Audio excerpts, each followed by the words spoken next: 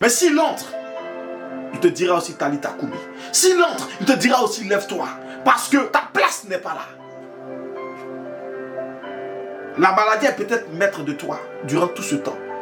Mais c'est simplement parce que tu ne laisses pas entrer Jésus. Tu es en train de lutter avec la mort. Il y a quelqu'un qui est... Attendez. Récemment, on a vu sur les réseaux, non? Il y a un prince dans le monde des Arabes. Il y a un prince qui était dans le coma depuis 22 ans, je crois. 22 ou 23 ans de coma. Vous imaginez, c'est immense, c'est énorme. On dit qu'il a bougé le doigt. Est-ce que vous comprenez un peu? Le prince a bougé le doigt. Dans son coma, son doigt a bougé seulement. Il y a eu fête nationale. Il est en train de se réveiller.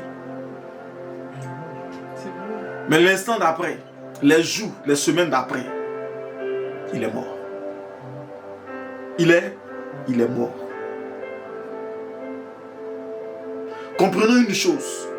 Nul entre nous ici, là, nul n'est maître de son souffle. Nul ne contrôle sa vie et sa mort.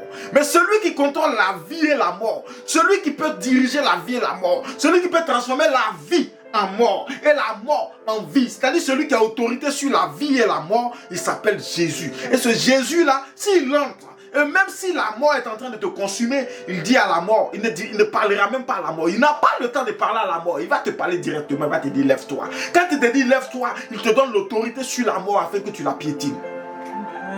Je parle à quelqu'un. Jésus ne va même pas dire, regardez, prenons le cas de Lazare. Quand Jésus arrive, Lazare est tenu par la mort depuis 4 jours. Jésus ne parle pas à la mort. Il ne dit pas mort, relâche Lazare. Jésus ne fait pas des prières extraordinaires.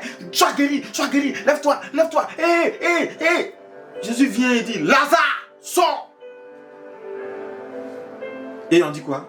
Lazare sort du tombeau. Lazare qui était mort depuis 4 jours, on l'a bandé de partout, comme momie. Les 2 pieds même bandés. Mais bon, il fait comme ça, les 2 pieds sont collés, mais il se débrouille comme ça, et puis il sort du tombeau. Jésus dit à cette jeune fille, lève-toi. Et elle se lève. Et quand elle se lève, elle commence à marcher. Ce qu'il y a en commun entre Lazare et cette jeune fille, c'est que quand ils se sont levés, ils ont marché. Ils ont démontré l'effectivité de leur victoire sur la mort. Ils ont démontré que, même si pour le commun des mortels, quand on est mort, c'est fini. Mais quand on a Jésus, quand on meurt, c'est pas fini. Parce que tant qu'il n'a pas 10 points, il peut avoir une virgule. La phrase peut continuer. L'histoire peut continuer. Si l'histoire de Lazare devait s'arrêter à ce tombeau, c'était fini, n'est-ce pas? Mais après ça, l'histoire continue pour Lazare. L'histoire de cette jeune fille aurait pu s'arrêter à l'instant où ils sont venus dire à son père, n'importe plus le mettre parce qu'elle est morte. Jésus aurait pu se retourner pour rentrer chez lui. Et tout ce qu'on allait retenir, c'est que Jairus s'est retourné chez lui et on organisait des funérailles grandioses. Parce que c'était le chef de la synagogue.